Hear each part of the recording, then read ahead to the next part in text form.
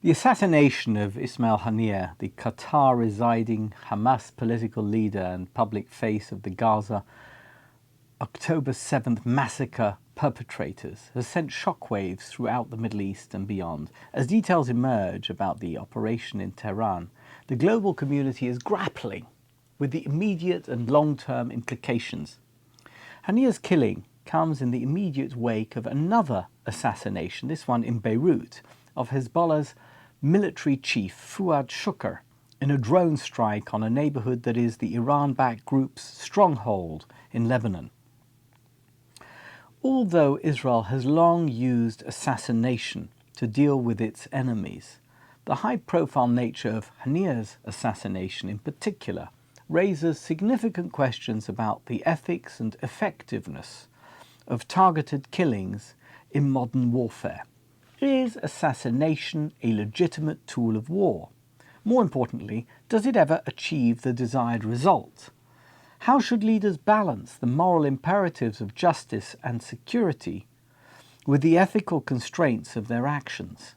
None of these questions are new, but even as the world braces for Iran's threatened response to the elimination of a dear friend and ally on their sovereign territory, it is worth considering the ethics and efficacy of assassinating a sworn enemy if the opportunity presents itself. Over the past few decades, international tendencies have leaned towards discouraging aggressive tactics against aggressor states, favoring appeasement and accommodation. The prevailing wisdom suggests that appeasement and accommodating aggressor demands leads to peace, or more accurately, the absence of war. However, this approach is debatable, as it often emboldens terrorist regimes like Iran and Gaza, raising critical questions about its effectiveness in promoting peace. The renowned American military historian Victor Davis Hanson argues that, quote, appeasement in the long run leads to greater conflict because it emboldens aggressors by rewarding their behavior. History shows that firm resistance and clear consequences for hostile actions are more effective in maintaining long-term peace, unquote. Similarly, Edward N. Luttwak, in his book Strategy, The Logic of War and Peace, notes that, quote, the paradox of war is that it often takes the clear demonstration of strength and resolve to achieve peace, unquote. Historically, targeted assassinations have often had a significant impact on the outcome of a conflict. The US operation that killed Osama bin Laden not only disrupted al-Qaeda's operations, but also marked the beginning of the group's decline. The program of targeted killings of other high-ranking al-Qaeda leaders severely crippled the organization, leading to its diminished global presence. Similarly, the killing of ISIS leaders such as Abu Bakr al-Baghdadi, who actually killed himself and his family to avoid being killed by the US Delta Force team sent to kill him, and his successor, Abu Ibrahim al-Hashimi al-Qurayshi, played a crucial role in the group's downfall. These assassinations led to substantial disruptions in Islamist terrorist activities, including a significant reduction in suicide bombings and a shift to, let's call it, lower-skilled tactics. Over time, these targeted efforts contributed to the dismantling of Islamic terrorism's organizational structure and capabilities.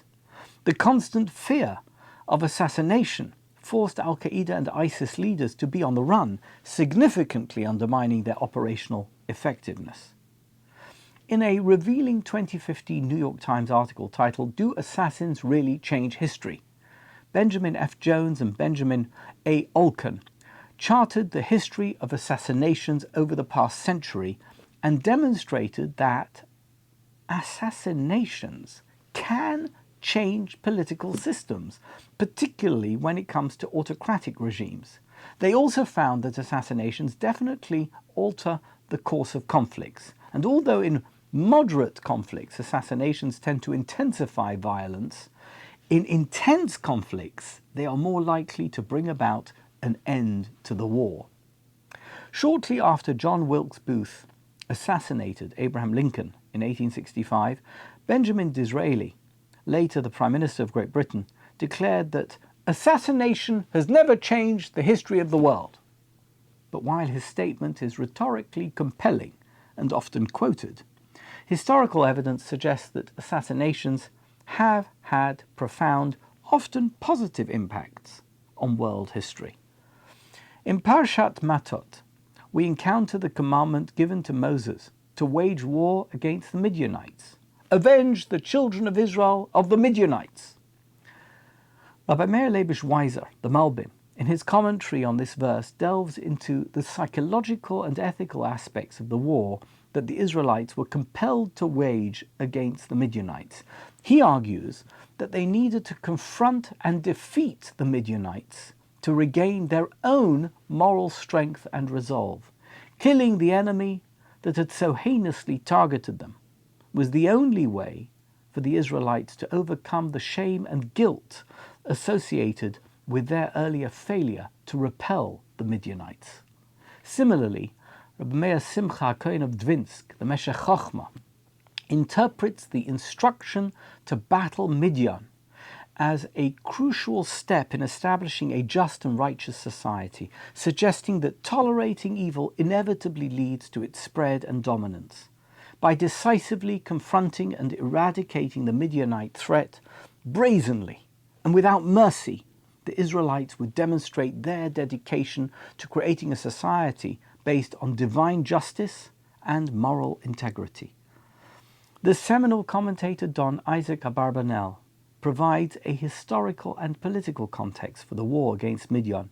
He explains that aggressively going after the Midianite threat was the only way to get rid of what would develop into a constant source of conflict and strife for the Israelites. Abarbanel also emphasizes that acts of aggression against Midian were in fact defensive actions aimed at ensuring the long-term survival and prosperity of the Israelite nation. Waging war against Midian, using proactive, decisive measures, was necessary to protect and preserve the nation against relentless threats.